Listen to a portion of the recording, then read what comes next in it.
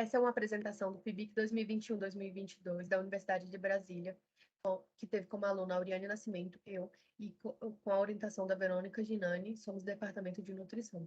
O título é Desenvolvimento de Cartilha Educativa contra o Desperdício de Alimentos, baseado no conceito da ecoeficiência. Para contextualizar meu trabalho, vou introduzir sobre o desperdício alimentar.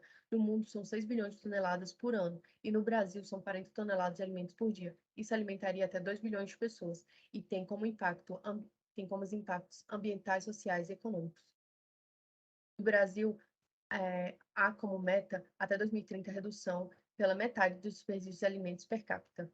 O desperdício alimentar ele está em toda a cadeia alimentar, desde a produção até o seu descarte. Nas escolas públicas do DF, nas unidades de alimentação, há ausência de dados sobre esse desperdício. Uma das possíveis estratégias da redução do desperdício são materiais educativos.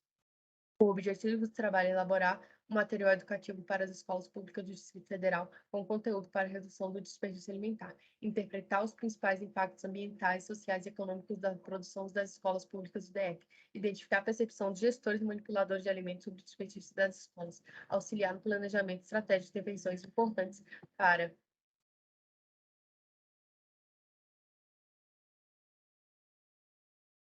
a redução dos desperdícios durante a produção de refeição nas escolas públicas do DF. O tipo de estudo é metodológico de produção de tecnologia educativa quali-quantitativo, público-alvo, escolas que foram visitadas no período de 2022 a 2022 pelo projeto Alimentação Saudável e a Cadeia Produtiva da Alimentação Escolar, o que acontece nas escolas públicas do Distrito Federal.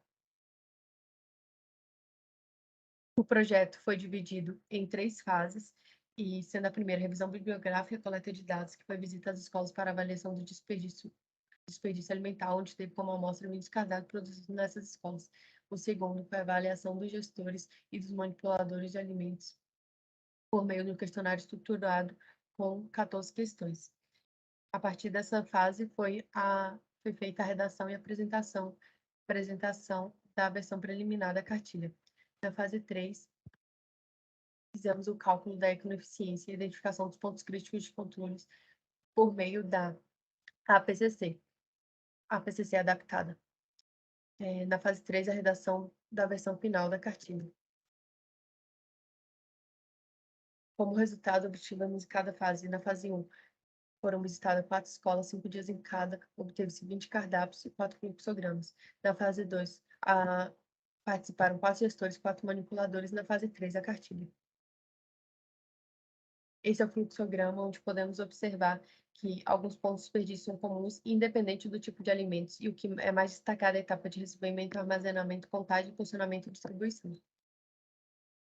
Essas são as perguntas e respostas dos questionários, do questionário respondidos pelos gestores e manipuladores, onde em vermelho está os principais destaques das suas respostas.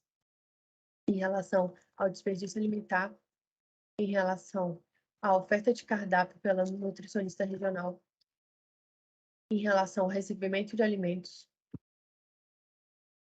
em relação aos manipuladores de alimentos, em relação ao material educativo.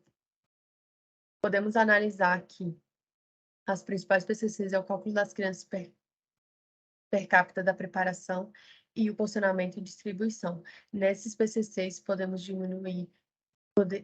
poderia diminuir bastante o desperdício de alimentos.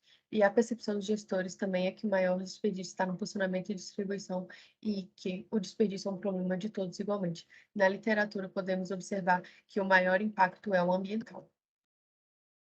Essa é a cartilha sobre o desperdício alimentar nas escolas do Distrito Federal, onde a primeira parte é a apresentação e obteve-se 40 páginas. No capítulo 4 foi apresentado os 3 impactos, sendo o econômico, ambiental e social, assim como as medidas de controles dentro desses impactos. A conclusão foi que identificou-se que a metodologia adotada auxiliou na obtenção dos resultados e que existe presença dos principais impactos ambientais, sociais e econômicos das produções das escolas públicas. Essas são as referências.